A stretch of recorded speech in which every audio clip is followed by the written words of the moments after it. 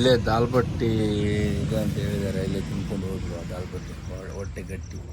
MP ದಾಲ್ಬಟ್ಟಿ ನೋಡಿ, MP key ದಾಲ್ಬಟ್ಟಿ. ಒಂದು 100 ರೂಪಾಯಿ ಇರ್ತದೆ ಬಿಲ್, ಏನು ಜಾಸ್ತಿ ಇರೋಲ್ಲ. ಚಾಗಿ ಕುಡ್ಕೊಂಡು ಹೋಗ್ಬಿಡು, ಮತ್ತೆ ಎಲ್ಲಿ ಸ್ಟಾಪ್ ಮಾಡ್ಕೊಂಡು. ಜಸ್ಟ್ 8 ಗಂಟೆ ಆಗಿದೆ ಅಷ್ಟೇ. ಈ ರಾಜಸ್ಥಾನಲ್ಲಿ ಬಿಸಿಲು ಯಾವ ಥರ ಹೊಡಿತಾರೆ. ಡೆಲ್ಲಿಗೆ 320 ಕಿಲೋಮೀಟರ್ ಇದೆ ಅಷ್ಟೇ. ಇವತ್ತು ರಾತ್ರಿ ಬೆಳಗ್ಗೆ 320 ಪ್ಲಸ್ ಅಲ್ಲಿಂದ 600 ಕಿಲೋಮೀಟರ್ ಬೇಗ ಮುಡ್ತೀನಿ. ಈಗ ಬೆಳಗ್ಗೆ ಗಾಡಿ ಓಡ್ಸೋಕೆ ಆಗಲ್ಲ. ಅಲ್ಲಿ ನೋಡಿ ಇದೇ ಪಾರ್ಕಿಂಗ್, ಇದಕ್ಕಿಂತ ಮುಂದೆ ಹೋಗೋಕ್ಕಾಗಲ್ಲ. ಏನೋ ಮುಂದೆ ಹೋದೆ ಅಂದ್ರೆ ಮುಗೀತು. ತಡ್ಕೋಕ್ಕಾಗಲ್ಲ, ಅಷ್ಟು ಸಮಸ್ಯೆ ಬಂದ್ಬಿಡ್ತವೆ. ಸಮಸ್ಯೆಗಳು ಬಂದ್ರೆ ತಡ್ಕೋ ಸಮಸ್ಯೆ ಬರ್ಬೇಕು. ನಾವು ತಡ್ಕೋಕ್ಕಾಗಲ್ಲ, ಅಂಥ ಸಮಸ್ಯೆ ಬರ್ತಾವೆ. ಸಾಯಿಲ್ಲ, ಮಲ್ಕೊಂಡ್ಬಿಡುವ. ರಾತ್ರಿ ಎಲ್ಲ ಜರ್ನಿನೂ ಮಾಡಿದ್ದೀನಿ. ಮೊನ್ನೆಲ್ಲ ಬೆಳಗ್ಗೆ ಮಲ್ಕೊಂಡು, ರಾತ್ರಿಗೆ ಮಲ್ಕೊಂಡು, ಬೆಳಗ್ಗೆ ಮಲ್ಕೊಂಡು, ಮತ್ತೆ ರಾತ್ರಿ ಚಾಲ್ತಿ ಮಾಡಿ. ಇವತ್ತು ರಾತ್ರಿ ಒಳ್ಳೆ ಬಂದಿದೆ. 450 500 ಕಿಲೋಮೀಟರ್ ಬಂದಿದೆ. ಯಾಕಂದ್ರೆ 450 ಅಂದರೆ ಅದೇ ದೊಡ್ಡದು ಆ್ಯಕ್ಚುಲಿ ಹೇಳ್ಬೇಕಂದ್ರೆ ಹೈವೇಗಳಲ್ಲಿ. ನಮಗೆ ಗೊತ್ತಾಗುತ್ತೆ ಬೇರೆ ಬೇರೆ ಇಲ್ಲಿ ಚಹಾದ ಅಂಗಡಿ ಇದೆಯಾ ಇಲ್ಲ, ಖಾಲಿ ಚಹಾ ಸಿಕ್ಕರೆ ಸಾಕು. ಇನ್ನು ಅಲ್ಲೇ ಊಟ ಗೀಟ ಅಂದ್ಕೊಂಡು ಇರೋಕ್ಕಾಗಲ್ಲ. ನೋಡಿ ಪಾಪ ಈ ಹೈವೇದಲ್ಲಿ ಒಂದು ಪಂಚರ್ ಆಗಿಬಿಟ್ಟಿದೆ. ಅದು ಯಾವುದು ಫ್ರಂಟ್ ವೀಲ್ ಆದರೆ ತುಂಬ ಕಷ್ಟ ಗುರು. ಗಾಡಿ ಯಾವುದೇ ಆಗಲಿ, 6 ವೀಲ್ ಆಗಲಿ, 16 ಆಗಲಿ, ಯಾವುದೇ ಆಗಲಿ, 10 ವೀಲ್ ಆಗಲಿ, ಅದೆಲ್ಲ ಸಂಬಂಧ ಇಲ್ಲ. ಫ್ರಂಟ್ ಟೈರ್ ಆಯ್ತು ಅಂದರೆ ಇಲ್ಲಿಗೆ ದಿನ ಒಂದು ಹಾಳು ಮಾಡ್ತದೆ, ಎದುರಿಸಿ ಹಾಳು ಮಾಡ್ತದೆ ನೋಡಿ.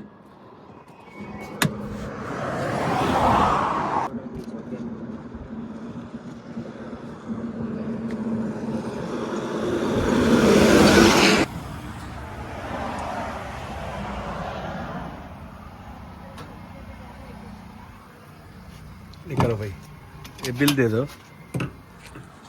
गाड़ी का नंबर डाल के बिल दे दो, ये फोटो भेजो. ಏನಂದ್ರೆ ಈಗ ಡೆಲ್ಲಿಗೆ 100 ಕಿಲೋಮೀಟರ್ ಬಂತು. ಈಗ ನೋಡಿ ಈ ಕಡೆ ಎಲ್ಲ ಚಾಲು ಇದೆ. ಯಾವ್ದು ಏನು ಚಾಲು ಇದೆ ಅಂದ್ರೆ ಡೆಲ್ಲಿ ಸಿಟಿ ಬಂತು 150 ಕಿಲೋಮೀಟರ್ ಇದೆ. ಈ ಕಡೆ 150 ಕಿಲೋಮೀಟರ್ ಉಳಿದ ತಕ್ಷಣ ಹೈವೇಗಳಲ್ಲೆಲ್ಲ ಚಾಲು ಇದೆ ನೋಡಿ. ಹೋಟೆಲ್ ಗೀಟೆಲ್, ಪೆಟ್ರೋಲ್ ಬಂತು ನೋಡಿ. ಒಳ್ಳೆ ಫಸ್ಟ್ ಕ್ಲಾಸ್ ಕಾರ್ನವ್ರಿಗೆ ನಿಲ್ಲಕ್ಕೆ ಎಲ್ಲ ಸಿಗ್ತದೆ. ಈ ಕಡೆ ಇದೆ, ಬಟ್ ಆ ಕಡೆ ಹಿಂದೆ ಇದೆ ಅಲ್ಲ ಪೆಟ್ರೋಲ್. ನಾನು ನಿನ್ನೆ ಆ್ಯಕ್ಚುಲಿ ಇವತ್ತು ರಾತ್ರಿ ಅಂದರೆ ನಿನ್ನೆ ರಾತ್ರಿ ಊಟ ಮಾಡಿದ್ದು ನಾನು. ಆ್ಯಕ್ಚುಲಿ ಹೇಳ್ಬೇಕಂದ್ರೆ ನಿನ್ನೆ ರಾತ್ರಿ ಊಟ ಮಾಡಿ ಈಗ ಬರುವಾಗ ದಾಲ್ಬಟ್ಟಿ ತಿಂದು ಬಂದಿದ್ದೆ. ಈ ಕಡೆ ಊಟ ಅನ್ನೋದು ಎಲ್ಲ ಐಟಮ್ಗಳಿಲ್ಲ. ಊಟ ಅನ್ನೋದು ಮತ್ತೆ ಎಲ್ಲ ಈಗ ಊಟನೇ ಮಾಡಬೇಕು ಅಂತ ನಾನು ಹುಡ್ಕೊಂಡು ಹೋಗಿ ಊಟ ಮಾಡಿಬಿಟ್ರೆ ಮುಗೀತು. ಕೆಲವು ಊಟದಿಂದ ಕೆಲಸ ಆಗಲ್ಲ. ಏನಾದರೂ ಸ್ವಲ್ಪ ಹೊಟ್ಟೆ ಗಟ್ಟಿಯಾಗಿ ಊಟ ಬಿತ್ತು ಅಂದರೆ ಕಷ್ಟ ಆಗುತ್ತೆ. ಅದಕ್ಕೆ ಸ್ವಲ್ಪ ನಾನು ತುಂಬ ದಪ್ಪ ಇದ್ದೆ ಮೊದಲು. ತುಂಬ ಅಂತಲ್ಲ, ಹೆವಿ ದಪ್ಪ ಇದ್ದೆ ಅಂತಲ್ಲ. ಡ್ರೈವಿಂಗ್ ಫೀಲ್ಡ್ ಯಾವಾಗ ಬಂದೋ ಗೊತ್ತಿಲ್ಲ, ಊಟದ ಮೇಲೆ ಒಲವೇ ಹೋಯ್ತು ನನಗೆ. ಮುಂಚೆ ನಾನು ದಪ್ಪ ಇದ್ದೆ. ಈ ಡ್ರೈವಿಂಗ್ ಫೀಲ್ಡ್ ಬರೋ ಮುಂಚೆ ನಾನು ಕ್ಯಾಟ್ರಿಂಗ್, ಹೋಟೆಲ್ ಗೀಟೆಲ್ ಅನ್ನೋ ಒಂದು ಒಳ್ಳೊಳ್ಳೆ ಫುಡ್ಡಿ ಥರ ಇದ್ದೆ ನಾನು ಮುಂಚೆ. ಊಟ ಗೀಟ ಅಂತ ಸಾರಿ ತಿಂತಿದ್ದೆ.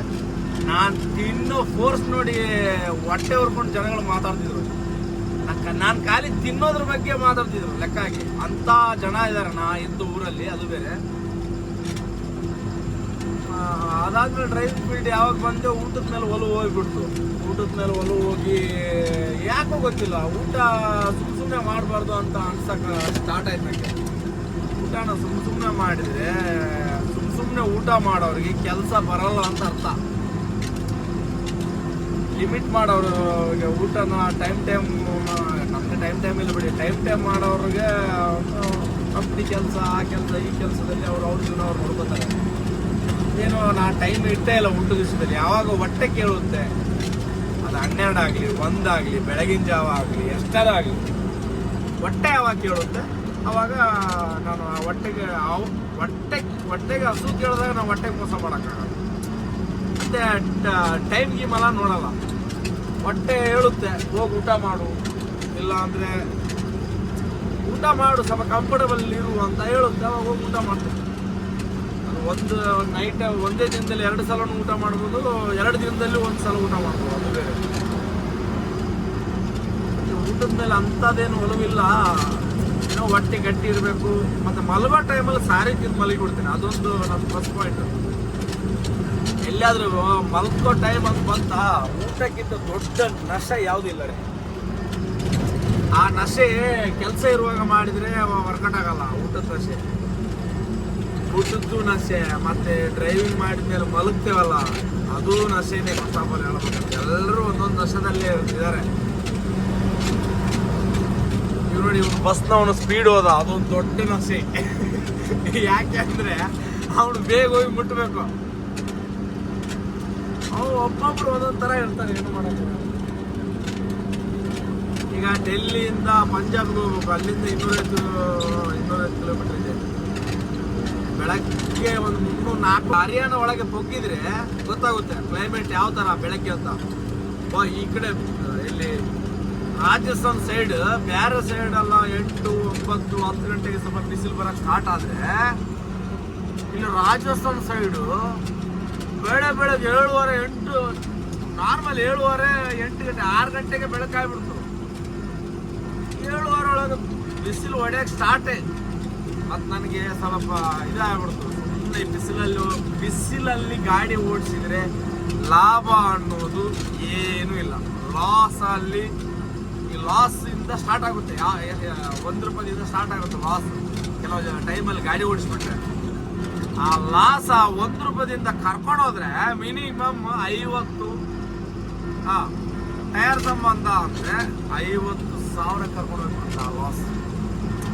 ಆ ಬಿಸಿಲ್ ಪವರ್ ಬೇರೆ ಗಾಡಿದು ಹೇಳ್ತಲ್ಲ ನಾನು, ಒನ್ಲಿ 16 ವೀಲ್, 16 ಟೈರ್ ಪ್ಲಸ್ ಒಂದು ಸ್ಟೆಪ್ನಿ. ಆ ಸ್ಟೆಪ್ನಿನೂ ಹೊಡೆದೋಗುತ್ತೆ.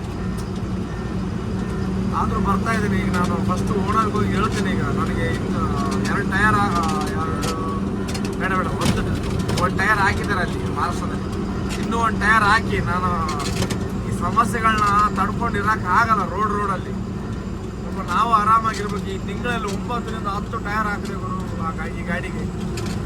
ಆ್ಯಕ್ಚುಲಿ ಹೇಳ್ಬೇಕಂದ್ರೆ ಬೇರೆ ಈಗ ನನ್ನ ಜಾಗದಲ್ಲಿ ಬೇರೆ ಡ್ರೈವರ್ ಇದ್ದಿದ್ರೆ ಟೈರ್ ಹಾಕು ಆಮೇಲೆ ನಾನು ಲೈನ್ಗೆ ಹೋಗ್ತಾನಂತ ಹೇಳೋರು.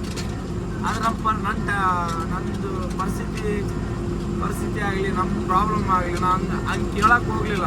ಆ ಟೈರ್ನೆಲ್ಲ ನಾನೇ ಹಾಕ್ಕೊಳ್ತೇನೆ ರೋಡಲ್ಲಿ. ಯಾವಾಗ ಹೊಡಿತದ ಅವಾಗ ಹಾಕ್ಕೊಳ್ತೇನೆ ನಾನು. ನಂದು ಇನ್ನೂ ಪೇಮೆಂಟ್ ಆಗಿಲ್ಲ ಆ್ಯಕ್ಚುಲಿ. ಯಾವ ಪೇಮೆಂಟ್ ಆಗಿಲ್ಲ ಅಂದರೆ, ವರ್ಷಕ್ಕೆ ಹೋಗಿ ಬಂದಿರೋದು 36,000 ಪೇಮೆಂಟ್ ಆಗಿದೆ ನಂದು. ಅದರಲ್ಲಿ 6,000 ರೂಪಾಯಿ ರೋಡ್ ಖರ್ಚು ಮಾಡಿದ್ದೀನಿ. 30,000 ಏನೋ ಪೇಮೆಂಟ್ ಬರ್ಬೇಕು ನನಗೆ. ಅದರಲ್ಲಿ 20,000 ಏನೋ ಪೇಮೆಂಟ್ ಮಾಡಿದ್ರು. ಹಂಗೆ ಒಂದು 10,000 ಬ್ಯಾಲೆನ್ಸ್ ಇಟ್ರಾ. ಆ ಬ್ಯಾಲೆನ್ಸ್ ವರ್ಷಕ್ಕೆ ವಾಪಸ್ ಮಂಗಳೂರಿಗೆ ಬಂದು, ಮಂಗಳೂರಿಂದ ಡೈರೆಕ್ಟ್ ರಾಜಸ್ಥಾನಕ್ಕೆ ಹೋದೆ. 1.5 ಲಕ್ಷ ರೂಪಾಯಿ ಬಾಡಿಗೆ. ಅಲ್ಲಿಂದ ವಿಶಾಖಪಟ್ಟಣ ಹೋದೆ, ಅದು ಸಹ 1,20,000 ಏನೋ ಬಾಡಿಗೆ. ಅಲ್ಲಿಂದ ಬಳ್ಳಾರಿ ಬಂದೆ, 77,000 ಬಾಡಿಗೆ. ಬಳ್ಳಾರಿಯಿಂದ